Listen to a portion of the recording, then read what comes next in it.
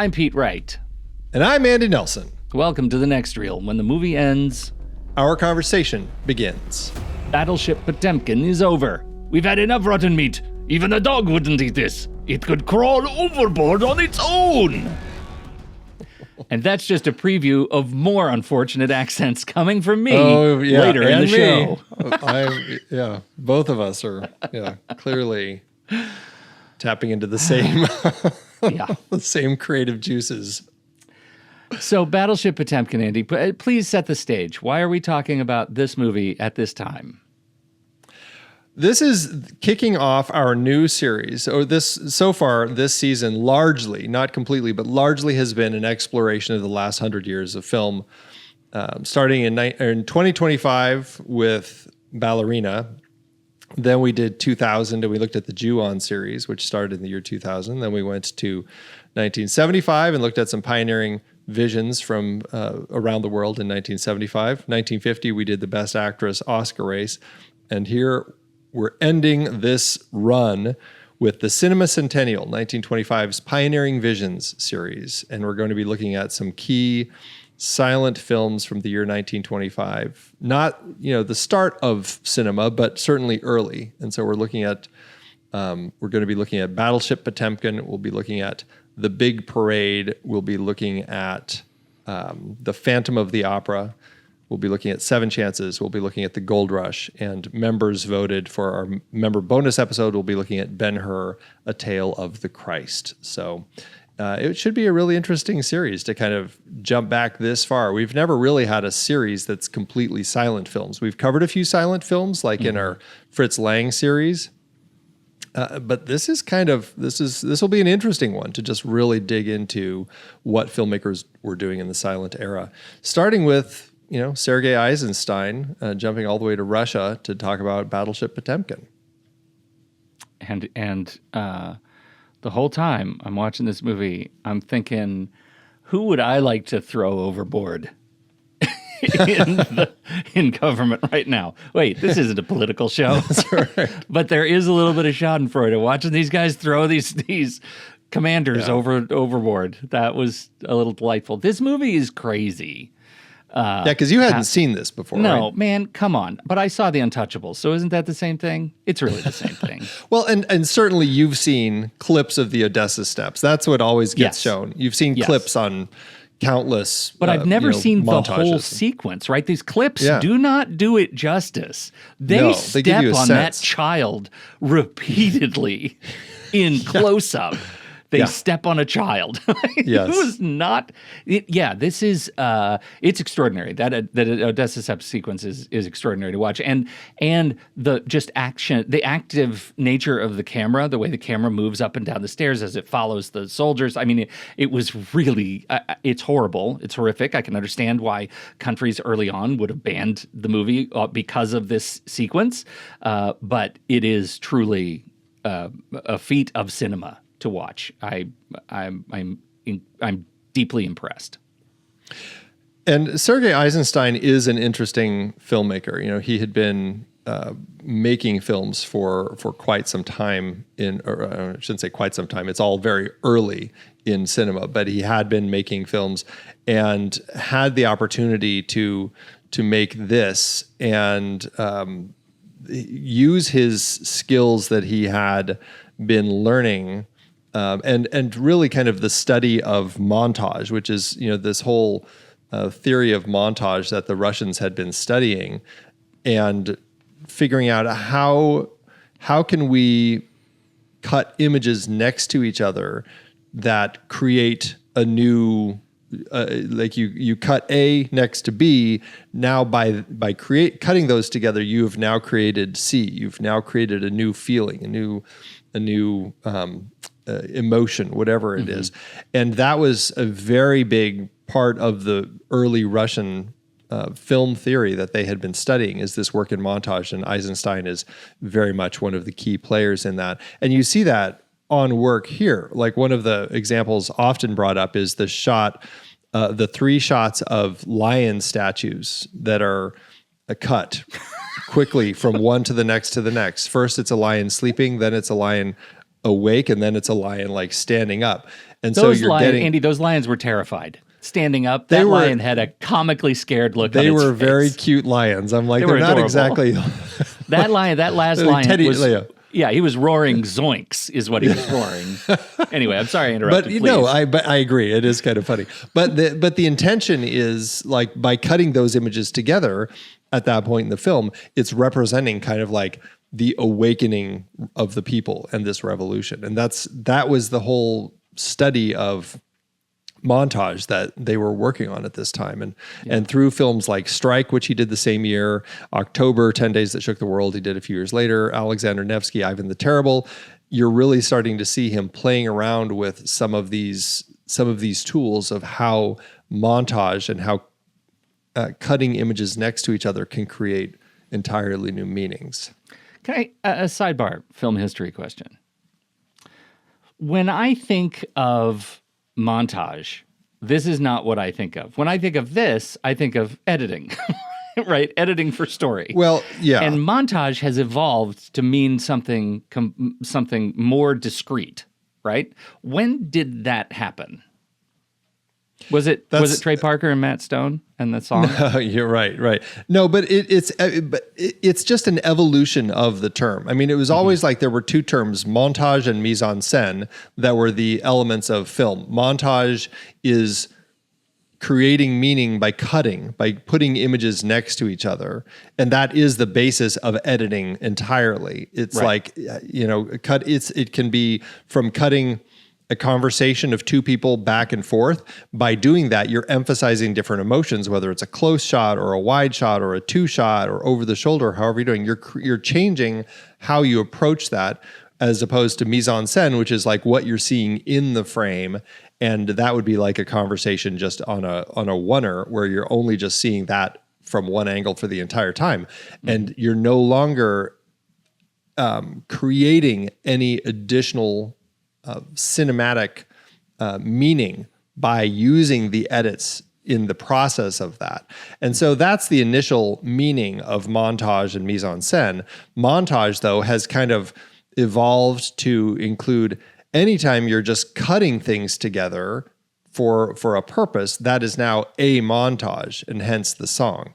And so it kind of came from that, but it's just kind of an evolution of kind of like how that word meant, how it changed because of how people started actually creating these types of montages. Yeah, which I think is fascinating because I hadn't, I just hadn't considered it in so long that montage started somewhere as a cinematic tool, learning to edit for story in a certain in this kind of practiced approach, and you can really tell. I mean, the sequence that jumps out for me when they're throwing the doctor, we'll call him RFK, overboard. They cut back to they do all kinds of wonderful little cuts. Like once he's finally overboard, they cut back to a close up of the ropes, and his glasses are hanging from the ropes. Like those sorts of bits, you realize, oh my goodness, like they're learning to do that sort of editing on this film, right? They're learning to master the craft of these kinds of cutaways and sequences in this film, and it's pretty special.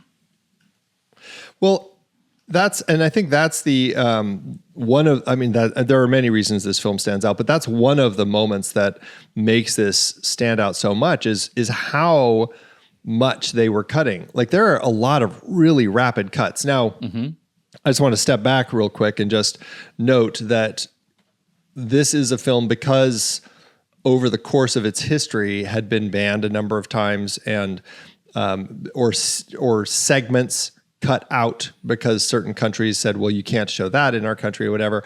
And over the last century of this film's existence, there have been, film preservationists who have worked at trying to fully restore it the way that Eisenstein had initially cut it.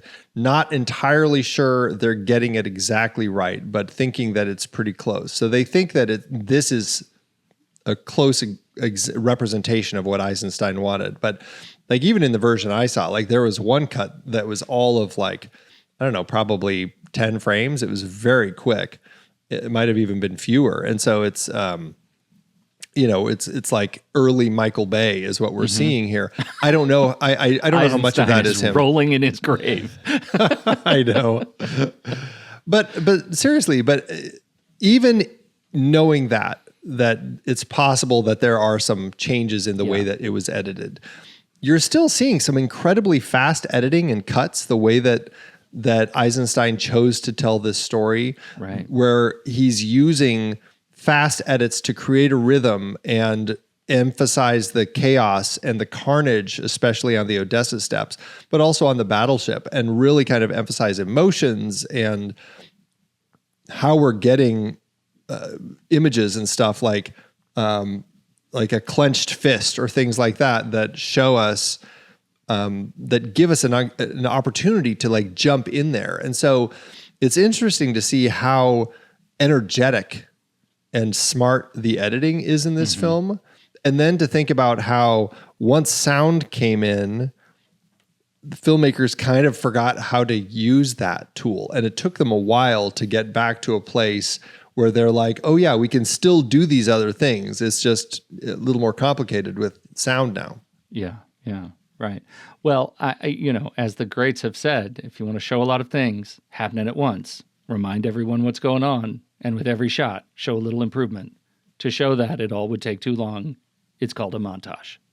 Ooh, you need a montage. You're welcome. Yes. I'm not surprised that came in here, but there it is.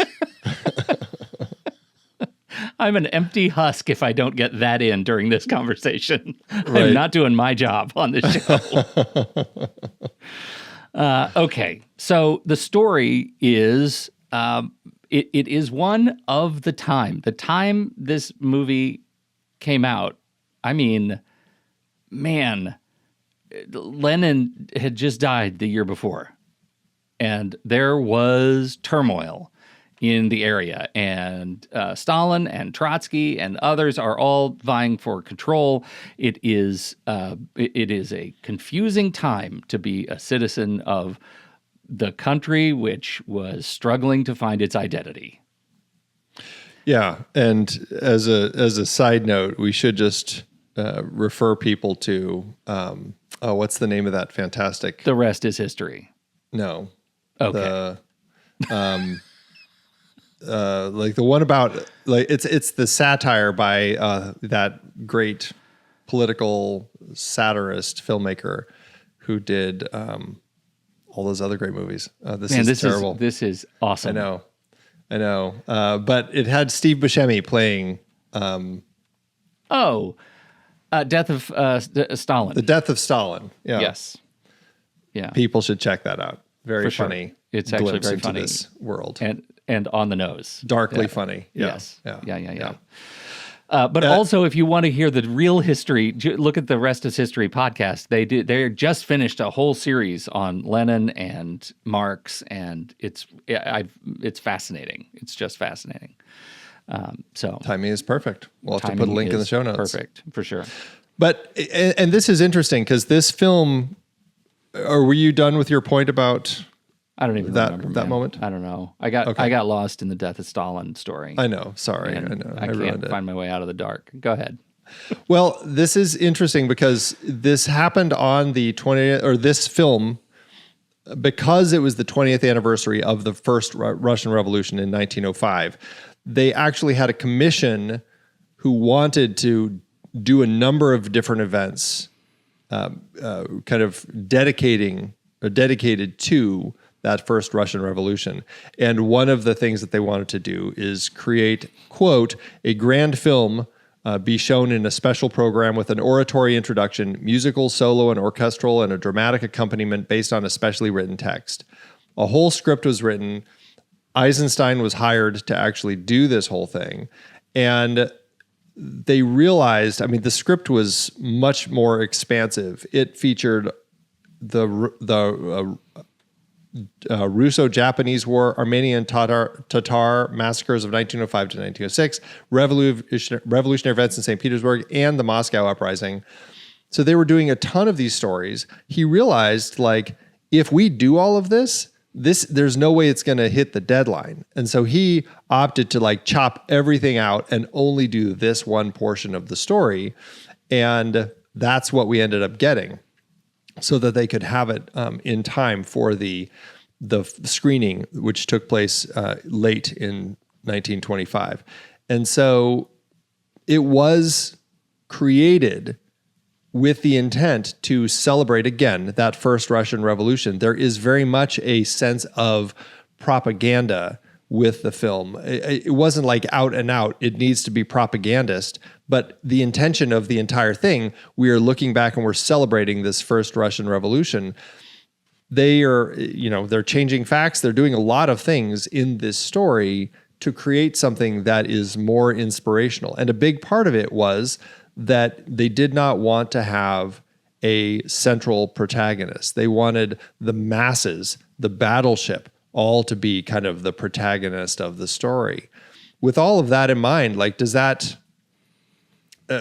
does that play when you're watching this film? Does it feel propagandist? Does it feel like I don't know who I'm supposed to be following? Well, I was actually wondering that the whole time and just waiting for that question to come in. Andy, who is the protagonist?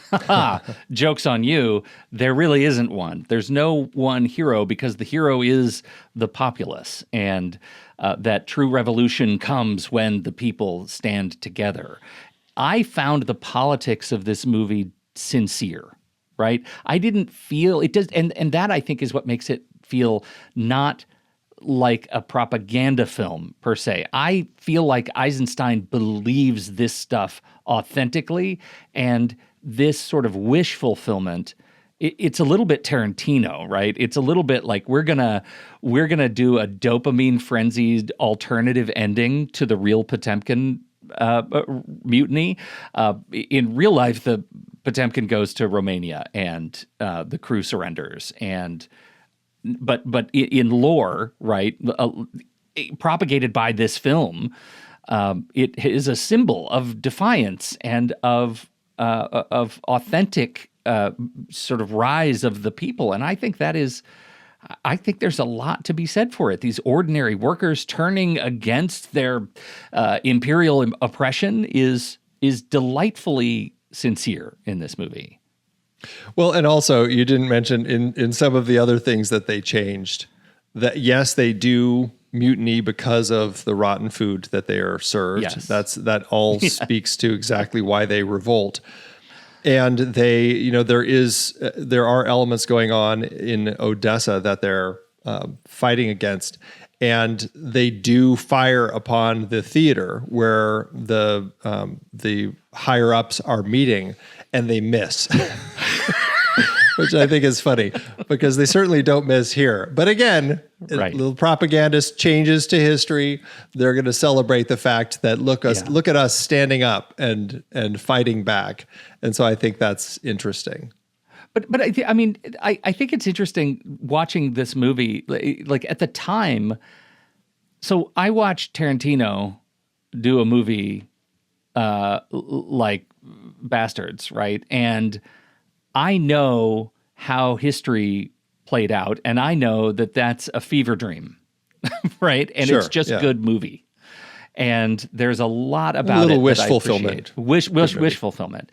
Yeah. That's what this movie is, right? This is wish fulfillment, that they hit the theater, that they get off, and that they unify. The final, the big ending of this movie is that the military unifies in its effort to sort of take control of its own destiny at sea, and it's joyful. I wonder, given communication at the time and internet speeds in 1925 were terrible, I wonder just how real this felt to people, even just 20 years after the real thing happened. Like, I wonder if people saw this and this is how lore became so cemented into the history, the populace. Well, and that's always the case because, you see that even in things like Social Network. It's the nature of film is there's the sense of of lying, but people don't really know the backstory of Mark Zuckerberg. So as far as I'm concerned, yeah, he really did do this whole thing because he had a failed date.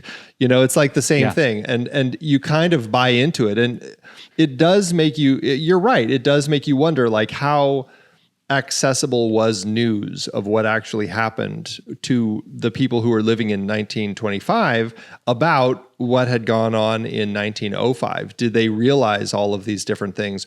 Or was it something where it was a little bit of that wish fulfillment where they're like, hell yeah, because again, this is, as Lenin said, this was a dress rehearsal for the Russian Revolution of 1917. And these are people who are living in that world. And are they saying, hell yeah, we know how to stand up and fight? And it is that celebratory view looking at things in a very positive way. Hell yeah, we're going to actually hit the theater this time. That's right. I think that was the tagline. Right. So all of that, I mean, just this sort of art as propaganda. Yeah, I mean, I guess in its strictest sense, to get back to your question, in its strictest sense, this can feel propagandistic. But I think Eisenstein is making a piece that speaks more to his experience, his truth, for lack of a better word. I don't like using that word, but it feels like he believes this very, very much.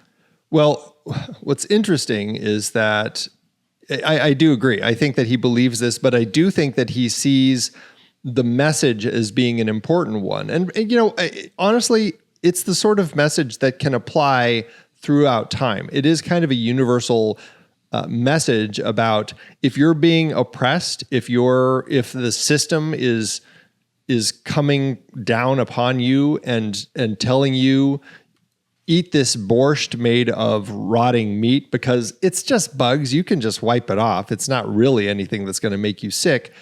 And they are not letting you have your memorial funeral, all of these different things. If the system has become so oppressive that you need to revolt, then do it. Like it's a timeless story in that sense.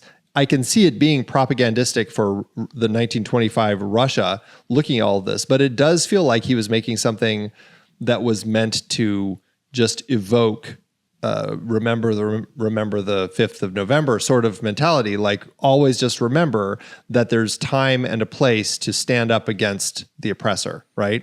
Yeah. To the point where he actually wanted this film to be rescored every 20 years with a new set of new music to keep it current and to keep it fitting the times. And I think that's a really interesting view toward the longevity of this message, that he saw it as something that could potentially continue to speak to people through history. Yeah.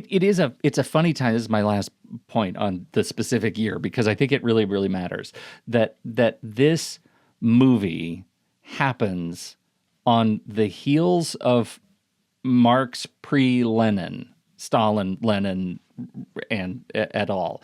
Because Marx, Karl Marx is a guy, I just have this sense that Karl Marx is saying, God, man, why was I so misunderstood? Like, these people, come on. Like, he is the model for the emoji facepalm. I think that's Karl Marx in my head, because he, as a philosopher, as a thinker, he's so interesting to me and so sad that so much of what he wrote about, right? What this idea of exploitation of the masses is just an equation that he hadn't quite solved yet to make it all work in a way that couldn't be exploited so horrifically and distorted so horrifically by authoritarian leaders to come.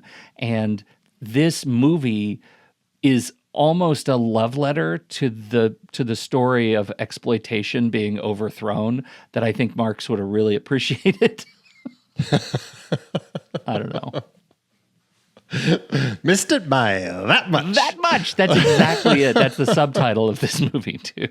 Marx missed it by that much. Oh my gosh. Oh my gosh. Well, okay. Well, let's talk through the different sequences. The story is broken up into 5 segments, and we start with the reason for the revolt. Act 1 is called Men and Maggots, which is a fantastic sequence where we meet some sailors, we meet some officers. One of the first things that we see an officer do as he's walking through the sleeping room with all the sailors in the hammocks is he bumps into one of the guys and then proceeds to just smack him, smack the hell out of him because this guy was got in his way when he was trying to walk by him or something.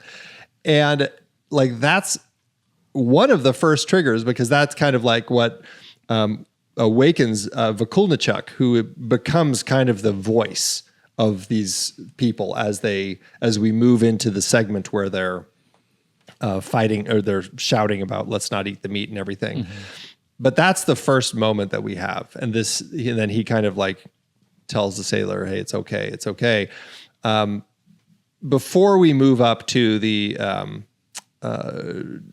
well, no, that's when he wakes up and he says, "Comrades, the time has come when we too must speak out. Why wait? All of Russia has risen. Are we to be the last?"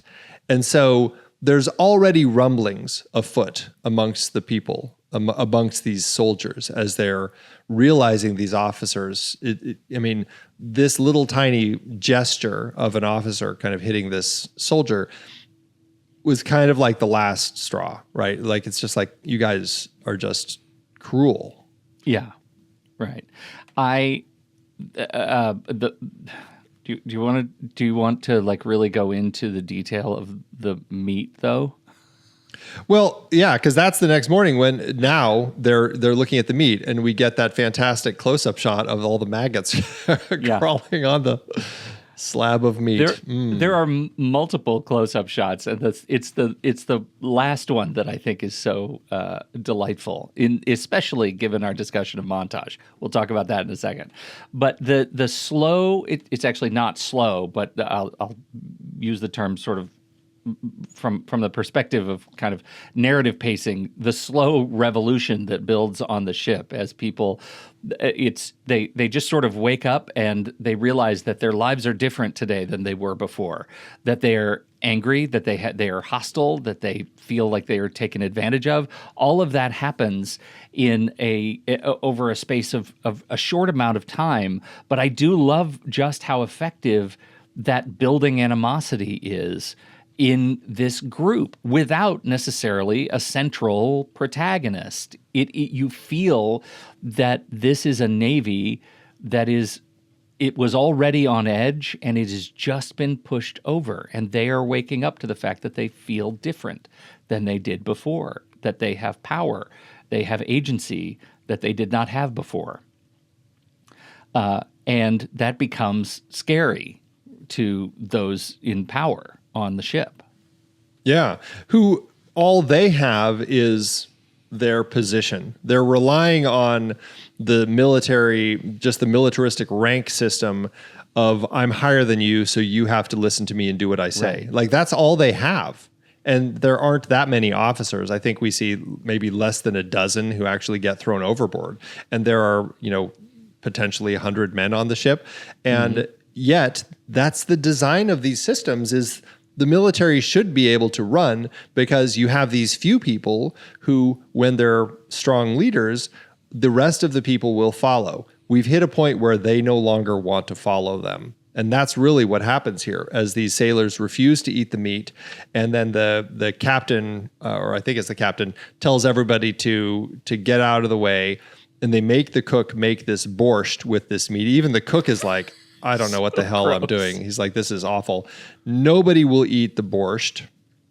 And then you have the kind of the end of that vibe when you have soldiers cleaning the dishes, and you have the one look at the plate, and around the rim of the plate is inscribed, "Give us this day our daily bread." And he thinks about it and then just smashes it on the floor. And that's like the moment. This is like, we have broken, and now it's come to a head, which all of that is brought up moments after that as we jump into Act 2. Anything else on Act 1, or are we just going to jump into Act 2? Yeah, no, I just the last shot where they throw RFK overboard, who was the doctor who says... Well, we haven't gotten to him getting thrown overboard. Oh, no, that's later. That's right. That's okay. the Act 2, that's fair. Yeah. Yep. Right. Right. So now we move into drama on the quarterdeck. Drama, yeah. And this is where it's shocking. Like the way that the military's decisions work are shocking to me. And this really did happen on the boat, on the real Battleship Potemkin. The only real difference is that they put the tarp under the men because they didn't want the blood to stain the deck. In the film, they actually, kind of almost more horrifying, they take the men who refuse to eat the borscht and they drape a tarp over them, and then they order the troops to shoot them all. Yeah. And it's just like taking all the humanity out of it. It's shocking. It's shocking the way that plays. The tarp over them, is it because they don't want to be like splattered? That's gross.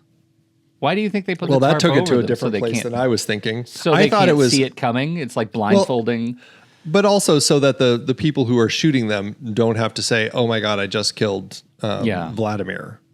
Yeah. Yeah, that's fair. I get it. That's how I was interpreting it.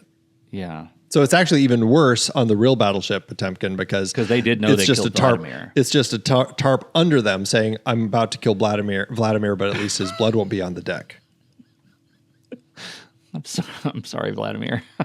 He's been killed several times just in our conversation alone. I know. Poor Vladimir. It's rough. So yes, so that's yet another data point in the breaking point of the men. Right. And then this is where we have Volunachuk pleading for the firing squad to stop and to not do this.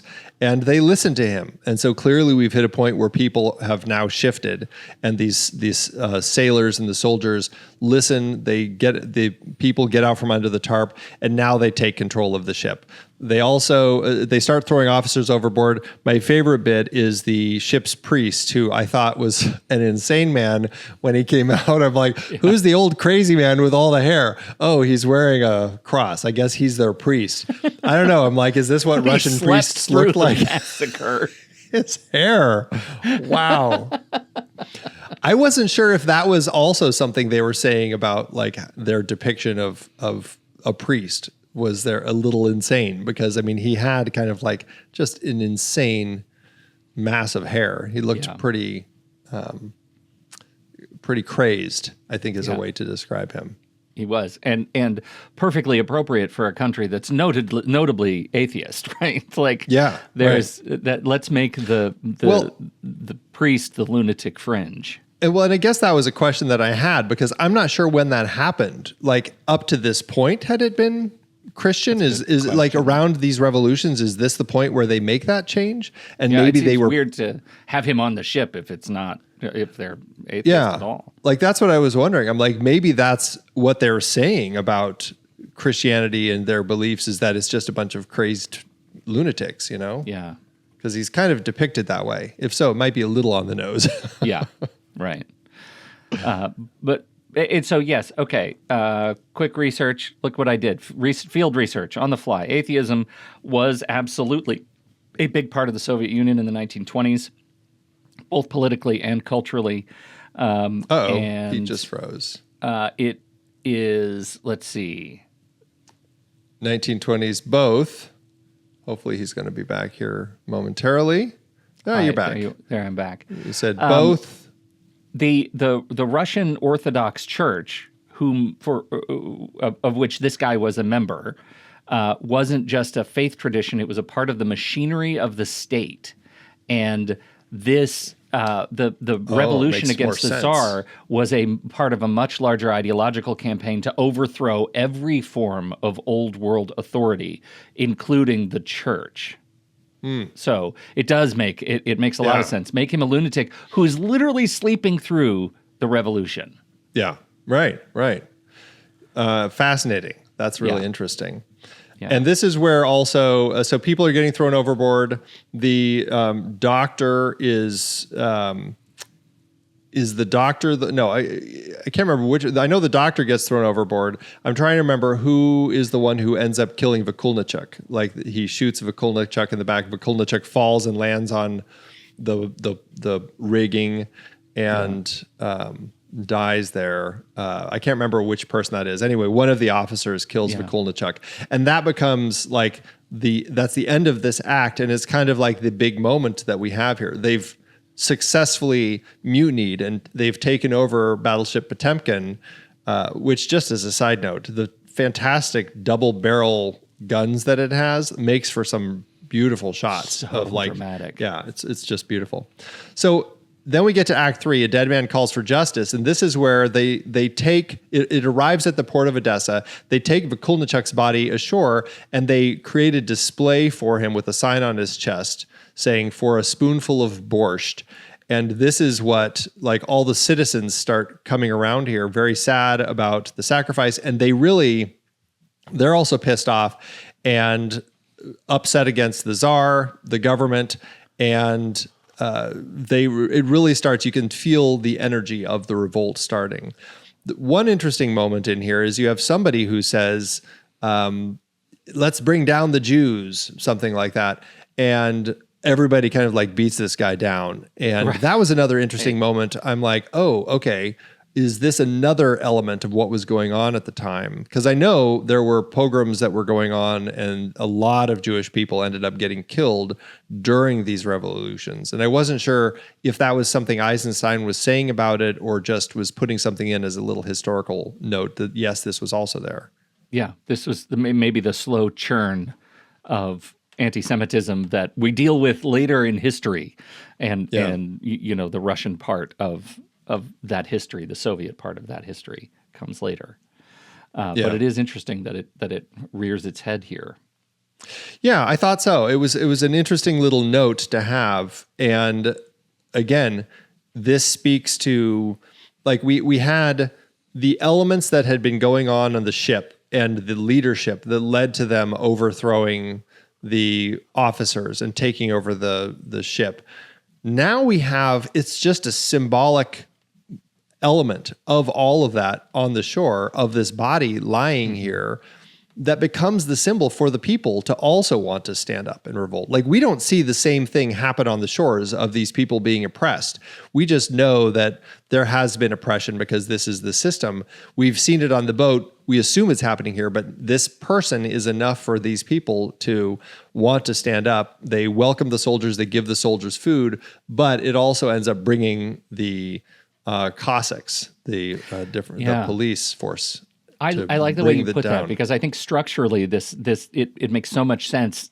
We already have the shorthand for oppression. It's taken place on the ship. We don't need it anymore because we just get to know this is the fabric of their reality. And let's go ahead and move on to retaliation, which is bringing the Cossacks in. The Cossacks, who are completely depersonalized, right? You see so many boots and guns and boots and backs, and they move in absolute precision. They are the representation of the machine of tyranny, right? Like, they are the machine of authoritarianism. And we don't need to see who they are. We just know that they represent that sort of hate of the people, disdain of the people, and action against the people. Right. Yeah. Yeah, it's a powerful sequence, and it really does feel like the calm before the storm. You really feel the rumblings and everything. And that leads to Act 4, the Odessa Steps, which we've talked about already. But this is like the central sequence of this film that is, it's brilliantly crafted together. Excuse me. Shot in one take, I hear. I'm pretty sure that's true. One take. They cut it all up really. That's what they call him, one take Eisenstein. So these Cossacks they form a line at the top of these steps. These are the Odessa Steps, which I think now they've renamed the Potemkin Stairs. And they're all these people, all these citizens, unarmed. Note, nobody is armed here. Nobody is armed. You have old people. You have people who are have amputees who are on the steps. You have children. You have mothers. Really, there's no one here. Like, all the soldiers, they're all back on the boat, right? They all like welcomed all these people. These people all boated out to them, gave them tons of food. Excuse me. And so it's just civilians, but because they're en masse, in this particular location. And because of this relationship that they have with these mutineering soldiers, these Cossacks advance down the stairs and they just start opening fire. They walk down, open fire, kill a bunch of people. Walk down, open fire, kill a bunch of people. One of the first people we see killed is that little kid that you talked about that gets trampled repeatedly. It's shocking. There are a couple of sort of hero people that Eisenstein focuses on. The kid's mom. There is the amputee who is moving around on the stairs a bunch. Those are some of the standouts, and then obviously the mom of the baby carriage that stands out at the very end of the sequence, and the old woman wearing the pince nez. Yep, absolutely. She is the generic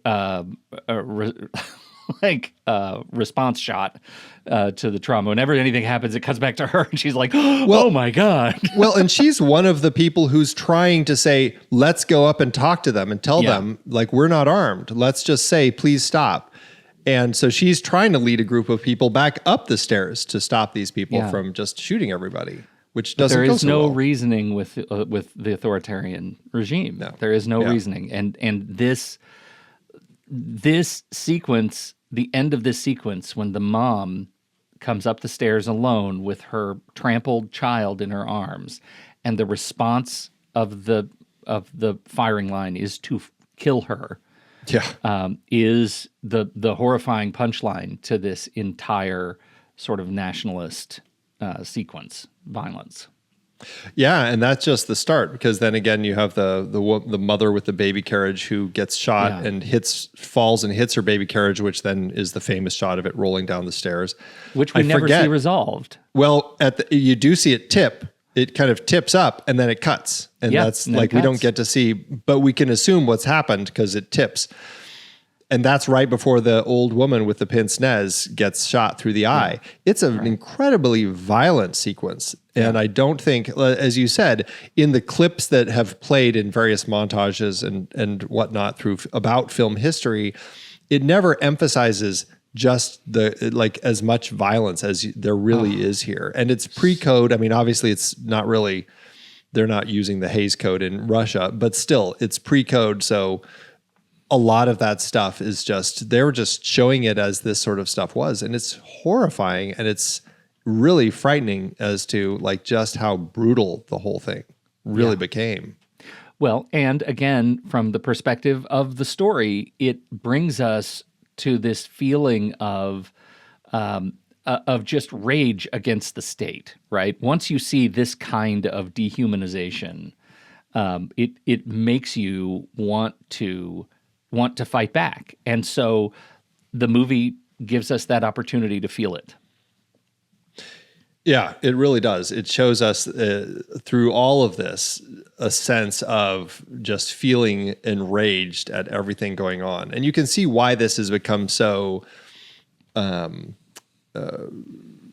used in homages. And I still think the best one that I have seen is Terry Gilliam's use of it with the oppressive system in Brazil as they are marching through the halls of the Ministry of Justice. It speaks to the nature of just how terrifying and overwhelming these forces can be, and it really puts you in the place of siding with those who are fighting against this sort of brutality, and that's what we get here. And it's because again, at the end of this, Potemkin, realizing what's going on, they fire at the theater and take down the theater where military leaders are meeting. And again, in the film, they blow it up. I have to say, that was a very effective sequence of just effects. The explosions, the destruction, I found it very believable. Yeah, and it's just all of that, I think, plays exceptionally. And we haven't even mentioned the moments of that I even found inspiring, not that I'm Russian or anything, but when they raised the flag on the ship and Eisenstein hand painted that flag in every one of its 141 frames, I think, that it appears, he hand painted it red so that it really is, I mean, it hits when that thing comes up and you just, in a black and white image, you just see this bright red flag, it's inspiring. Like I felt that. It's amazing to see how that usage can, especially with everything going on, every time we would cut to that flag waving over the Potemkin, it is inspiring and it gives me hope that they are going to, find a way through all of this. I find it so interesting that flag, I totally agree with you, first of all, that the bright red is such a representation of the people and the people's rise to agency in this experience of the movie, and that color was so quickly co-opted as the color of the state, right? As the color of the authoritarian, which is what a sad testament to the people's uprising. Yeah, truly. Yeah, that's how things go, though. Yeah, they take a symbol and they find a way to reuse it in their own way. Yeah. So what did you want to? You were saying something. I interrupted. Oh no, that was I was going to move on to the last act, but did you have more about the Odessa Steps? Good. No. Yeah, the last act is one against all. It's very much a Three Musketeers sort of thing, because you have all against one against all repeated throughout the film. Now you have the sailors of the Potemkin. They leave the port to face the fleet, but they're flying the red flag. They're getting ready to fight, but hoping that what has gone on their ship, the mutiny, is going to go on the rest of them. And sure enough, no one fires upon them. They realize that all of the boats have been taken over, and it's a sea of solidarity as the Potemkin sails out to sea. And that's an inspiring way to end this story, where you have this uprising that has led to some horrific deaths, but through all of it, it has created something that can't be stopped. And I think that's the power of what the story is, and the way, again, Eisenstein chose to tell it, where we're just following the masses, we're following the ship, we're not following Vakulnichuk or any of the other individual soldiers as an example. It's really a story about the people. Yeah, right. We don't get. I guess we'll talk about it in sequels and remakes. Because I just want to know, how long did it last? How long did the peace of the people, the unification of the people last? Because if I know anything, we can screw stuff up pretty fast. Yes, isn't that the truth? No, it's a fascinating film. It really stands out as a unique example of how cinema can use the tools. And I think that's what I find so exciting about watching this. It doesn't feel dated in the slightest. Like, this film, it has just energy. It moves. It's an interesting, gripping tale. And I just think that it plays really well. And I don't know, I had a great time revisiting it. Yeah, me too. Out of curiosity, with all of the different scores, do you remember, did you pay attention to like which version you watched as far as which score you ended up listening to? I don't know which score I listened to, but I know you have an opinion. I rented it from Apple. Gotcha. So I guess I can check. I am going to assume that like one of the main ones that is out there right now is the rescored version of the original score by Edmund Meisel. I think that an orchestral version of that was created in the 80s. I can't remember, but I think that that's a score that generally is used with it. I went back and listened to sequences of it with that original score to hear how well it worked, and it works really well, I'm going to say, because they're also integrating like sound effects like gunshots and blasts from the cannons and things like that into I definitely the score. Have all that stuff. Oh, okay, interesting. Yeah. But what I watched is the actual the Pet Shop Boys, Neil Tennant and Chris Lowe, in 2004 with an orchestra. They composed a version of the score and have played it a number of times, live performances and everything. And it's since been released. And I listened to their version, which is really interesting because in the way that Eisenstein described it, hoping that there would be a new score every 20 years, I was curious how in kind of a modern age would people view that. And it was kind of exciting to see, and it was interesting to just Pet Shop Boys of all people to hear what they would do and how they would interpret it. And I liked it. It played well. So cool. Very cool. Lots of fun.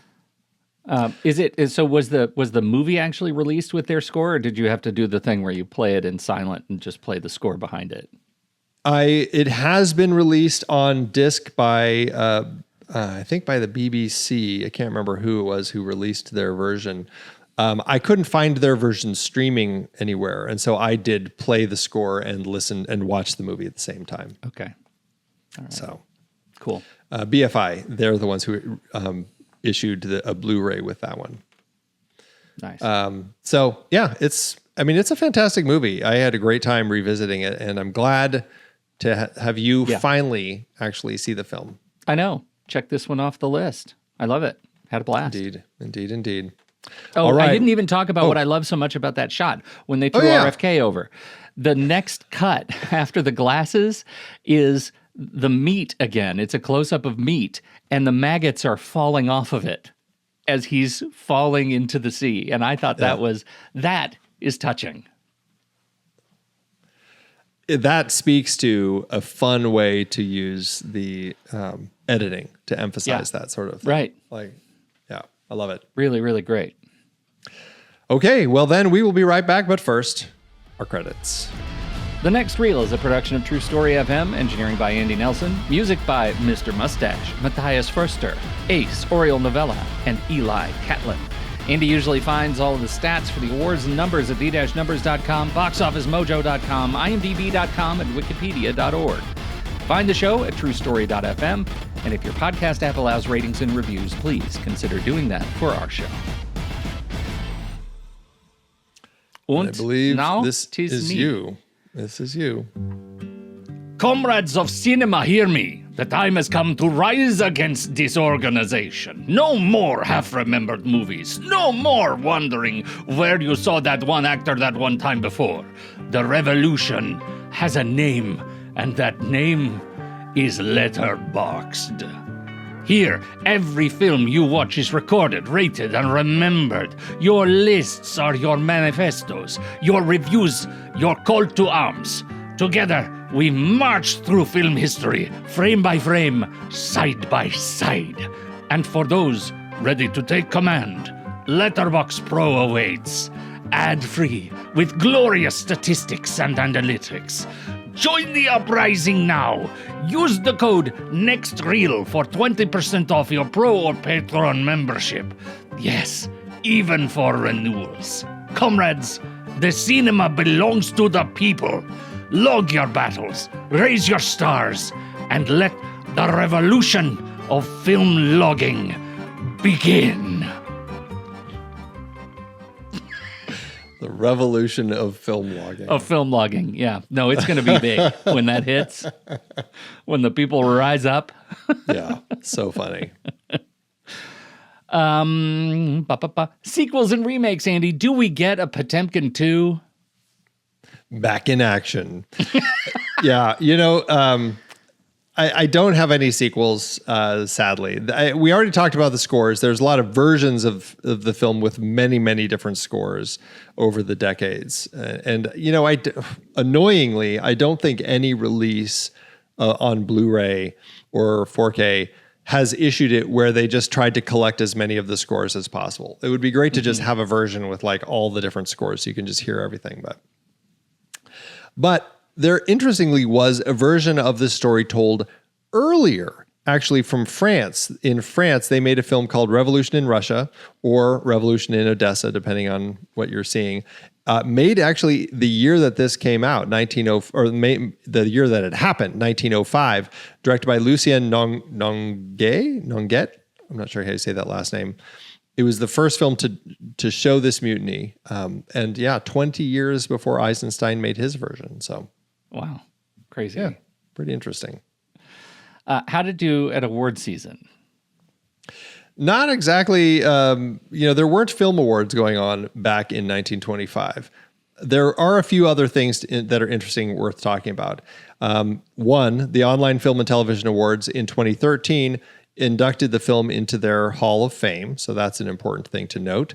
Sight and Sound magazine, they started in 1952, doing the every 10 years, asking critics and filmmakers about their favorite films, and Battleship Potemkin in 1952 is number 4. Every decade from 62 to 2002, it had been in the top 10. In 2012, it ended up at number 11. In 2022, it ended up at number 54. A number of directors have said it's in the list of their favorite films, including Orson Welles, Michael Mann, Paul Greengrass. Billy Wilder had it listed as his number 1. Wow. Last but not least, I thought this was interesting.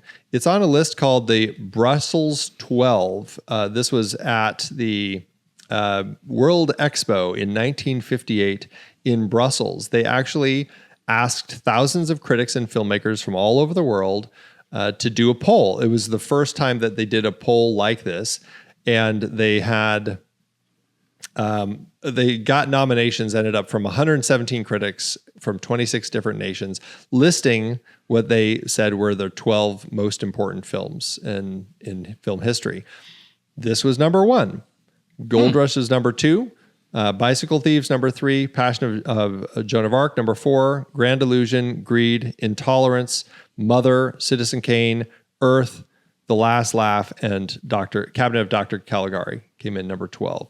So that was, and then they also asked them to pick a number 1.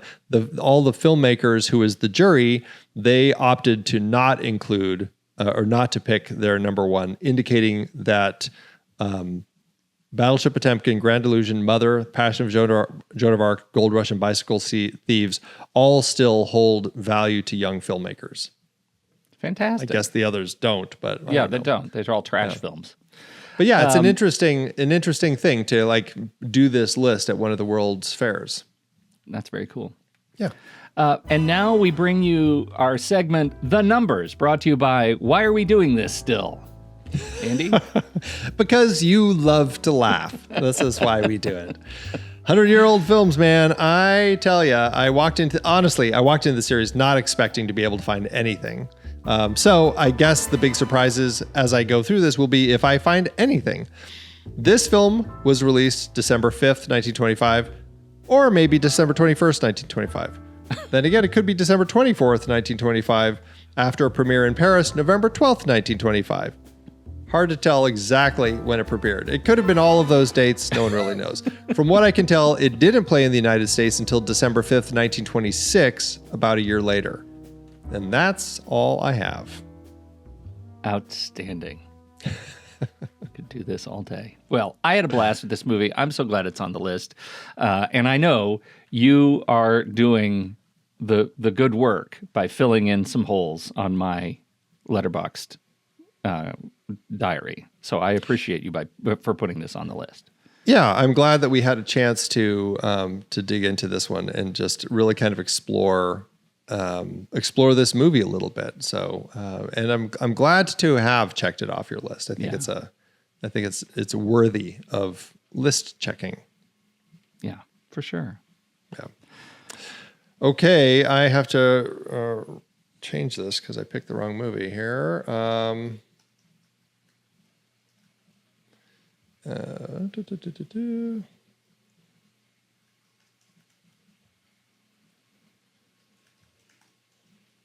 All right, well, that is it for today's conversation, everybody. Next week, we are looking at King Vidor's The Big Parade. We'll be right back for our ratings. Have you heard of The Big Parade? Yeah, I've heard of it. Not seen it. Guess what? I haven't seen it. It's the one on this list I have never seen before, so I'm curious to check it out. Awesome. Should be interesting. And that means it's me. It is.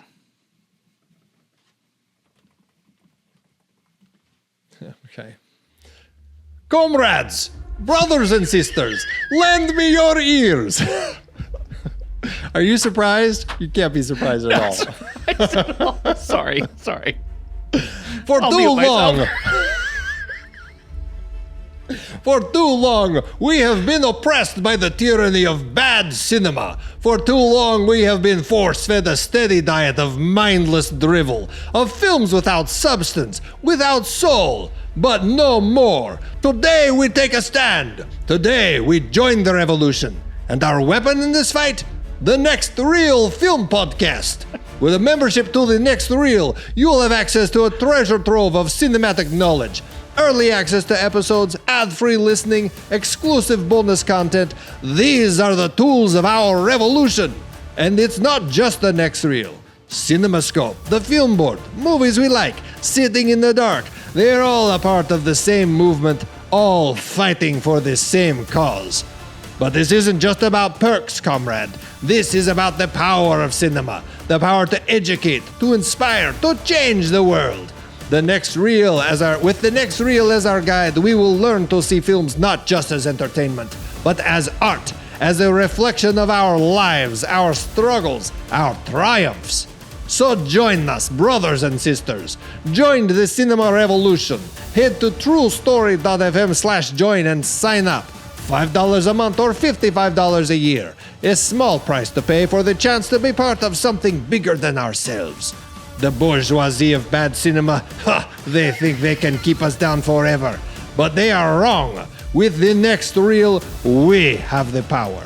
The power of knowledge, the power of community, the power of revolutionary cinema. The Next Reel, truestory.fm/join. Long live the revolution. Oh, so speaking of Marx, I'll bet he would think we are a blast. Oh, man. Okay. Letterboxd. Andy, letterboxd.com/the next reel. That's where you can find all of our reviews and ratings for the movies past. What are you going to do on a 5-star scale and a 1 heart scale? What are you going to do for this movie? I really enjoy this film. I forget how engaging it is, how it moves, how it just, the energy and everything in it. And just like it's kind of a magical film to watch. I'm going to give it 5 stars on our heart. I really, really enjoy this. I'm going to give it 5 stars too, Andy. That would surprise you, I bet. I'm going to get, but maybe a half a heart. Psych, you can't do that on Letterboxd. It's full hearts only. Yes, I'm giving it a heart. Excellent. Well, that will average out to 5 stars and a heart. Over at our account on Letterboxd at The Next Reel. You can find me there at Soda Creek Film, and you can find Pete there at Pete Wright. So what did you think about Battleship Potemkin? We would love to hear your thoughts. Hop into the Show Talk channel over in our Discord community, where we will be talking about the movie this week. When the movie ends, our conversation begins.